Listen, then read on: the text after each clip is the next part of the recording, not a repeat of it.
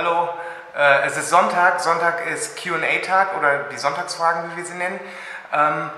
Diana ist krank und auch, ich hoffe, auf dem Ruhrpott-Rodeo und macht da jetzt endlich ihre Interviews, die sie unbedingt machen wollte. Ja, auf jeden Fall, ich hoffe, dir geht's gut, Diana. Hallo. Ich wollte aber jetzt die Q&A-Session nicht aussetzen und deswegen macht mein neuer Kumpel, den ich hier im Hostel kennengelernt habe, Gustav, die Fragen. Gustav ist Schwede und deswegen machen wir die Fragen jetzt auf Englisch. Also ich switche jetzt rüber auf Englisch.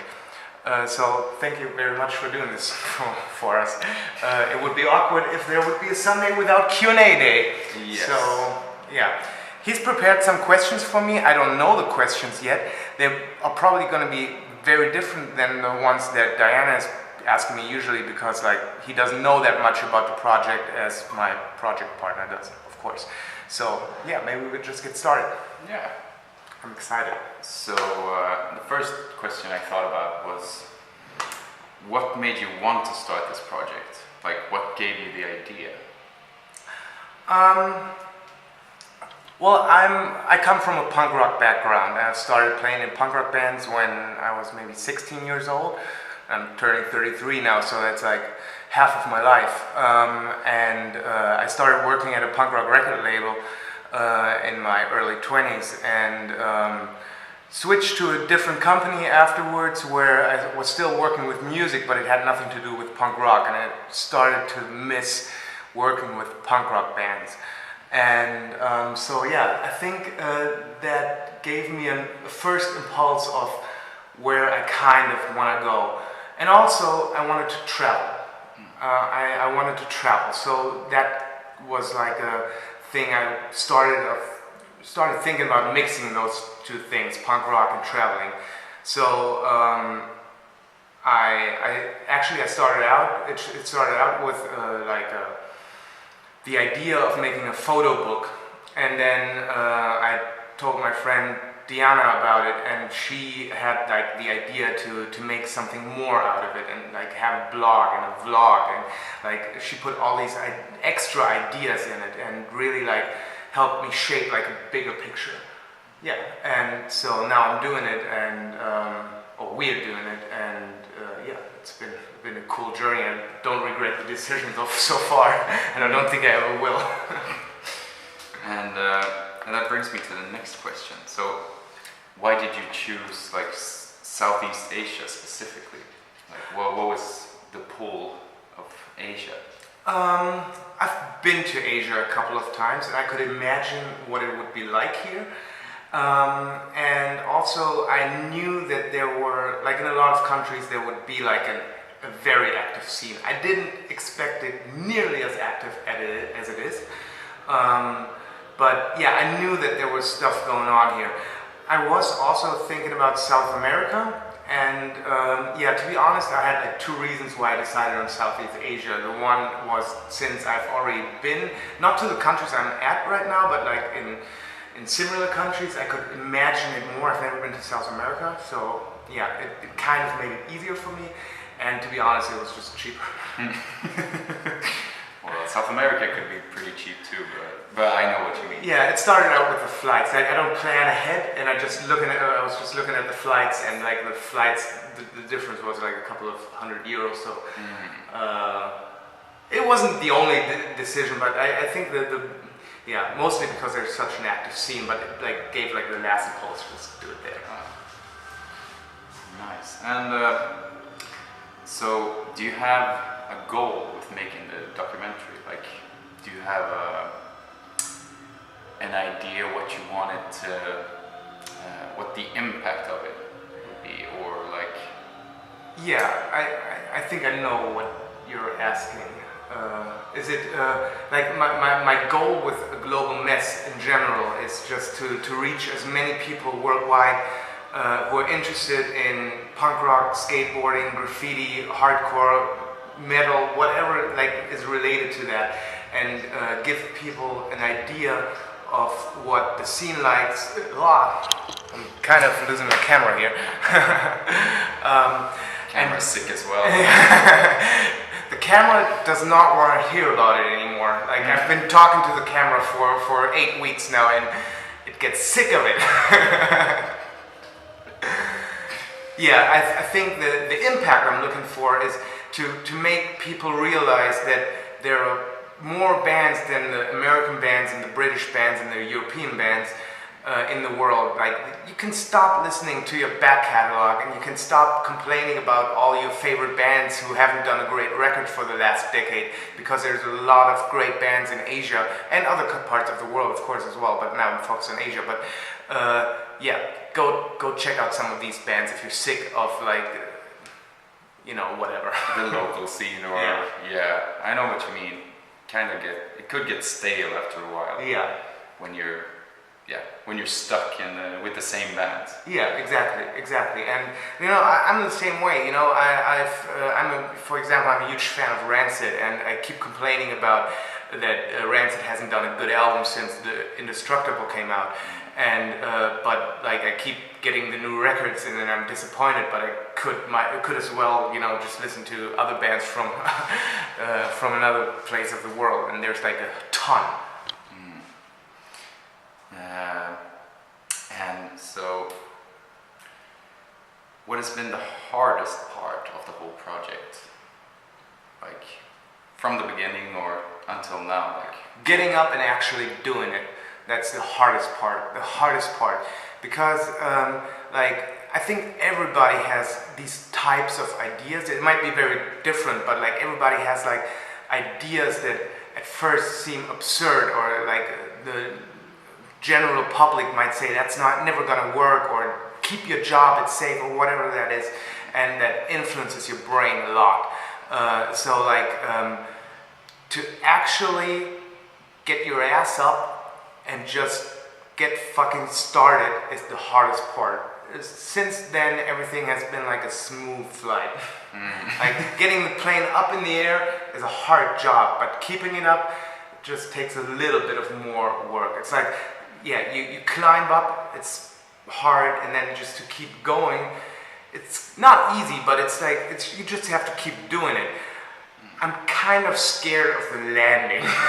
That's gonna be hard again. I'm not saying like this is all covered and it's all gonna work out perfectly, because like, at some point, you know, I have to try to finish the picture, and that's gonna be hard again. But till now, getting started was the hardest part. Yeah, that's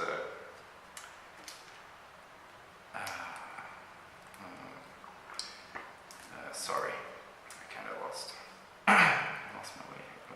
You write everything in a book, but you decided to write the questions in your cell phone? Yes. Because, okay. Well, the important things I keep in my book. But the things got it. that could get lost. Well, I mean, I can write these questions. That's good. But I mean, we could start over, and I can write it down in the book if you want to. That's more authentic for you. No. Sorry to interrupt you. So, what's the most unexpected thing you've come across while making this production? Like, in terms of who you met, or when you came to a new city or a new country, like something that you had a picture in your mind of it. Yeah. That completely changed when you came there. Well, I don't think I've had any like real surprises where I was like just completely shocked. It's more like the little things. Like, maybe I've talked about this before on the vlog. It's like on the Philippines, where like a ton. I'm really talking about a ton of bands playing one day. Like, for example, like the biggest festival I was at, there was 70 bands playing on one stage on one day. They started out at 9 a.m. in the morning.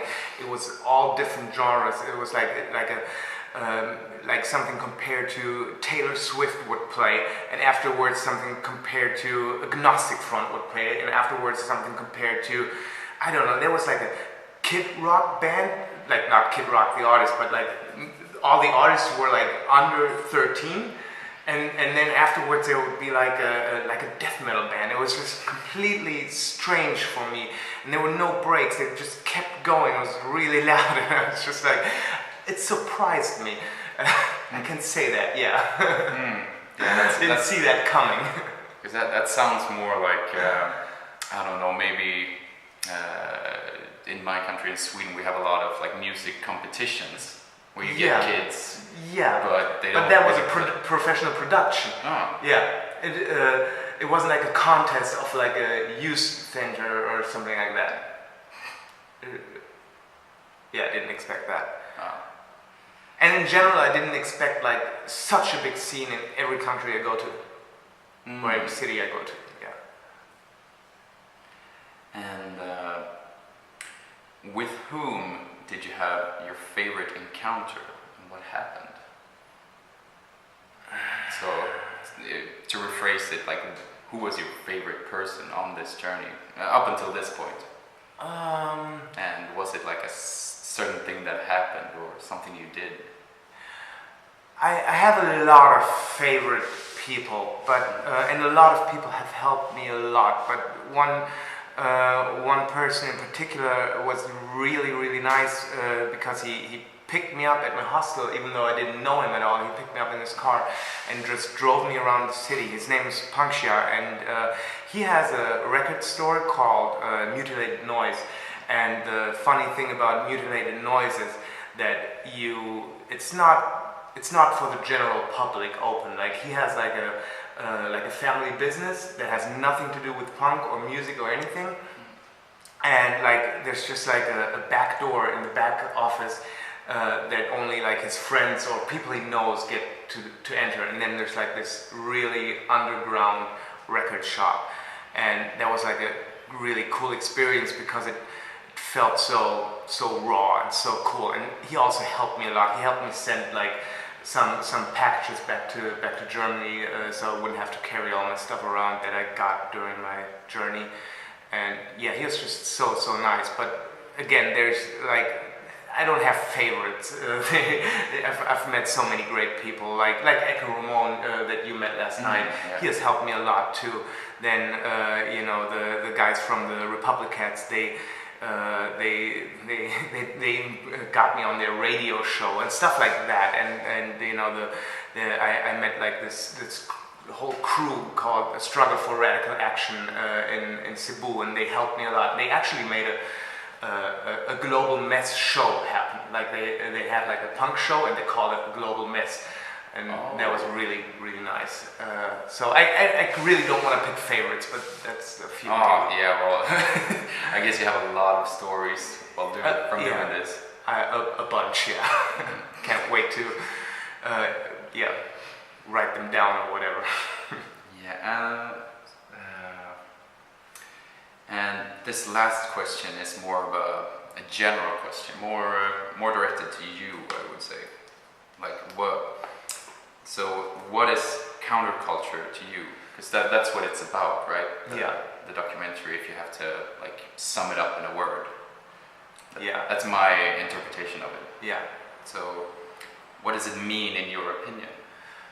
What is a counterculture? Well, it's a difficult question because, but it's a good question because that's actually why I wanted to leave Europe or not go to the United States for this kind of project, because I think in a lot of Western countries, a lot of the subcultures or countercultures have developed into the real culture, into the mainstream. Like punk isn't.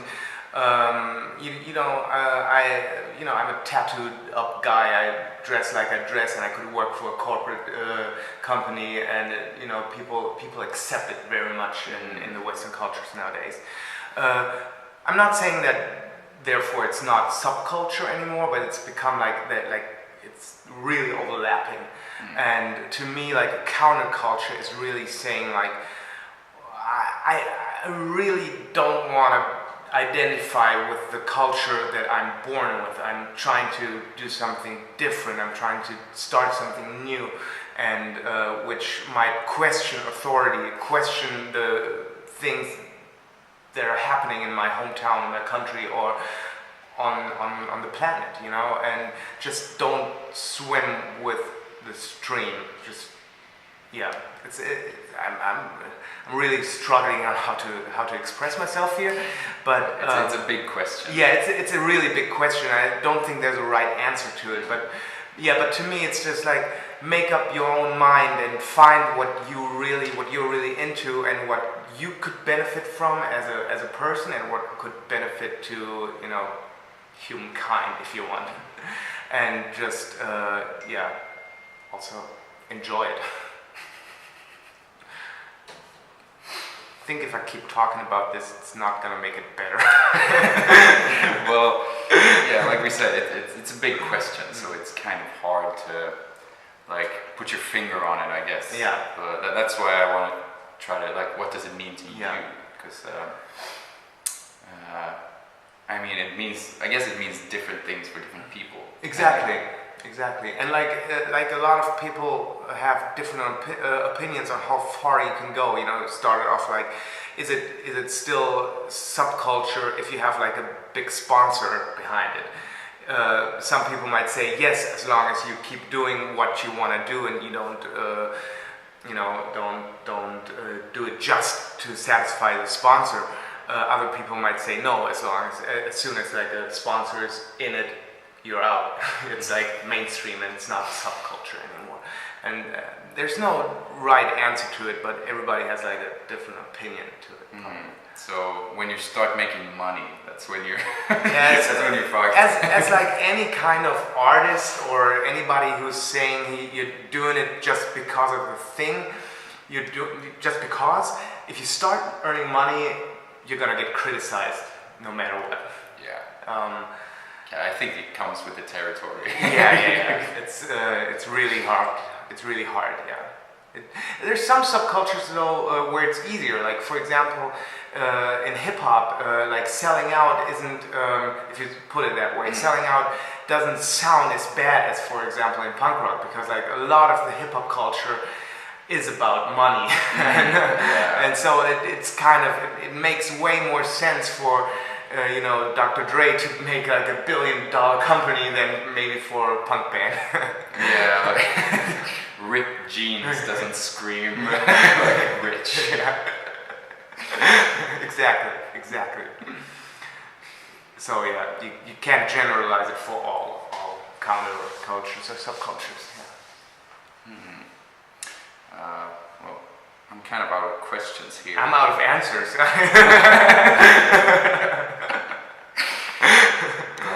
Yeah, it feels like I got some good answers. I hope I could help you. I hope I didn't babble too much. Well, that's kind of the point of the Q&A, isn't it? Okay, I can keep going. Yeah, maybe you can do all the answers in German. So. Oh, no, I'm done now. We turned off the fan in this place because it would screw up the sound. And I see you're starting to sweat. I'm starting to sweat as well. I want to turn the fan back on and turn this off.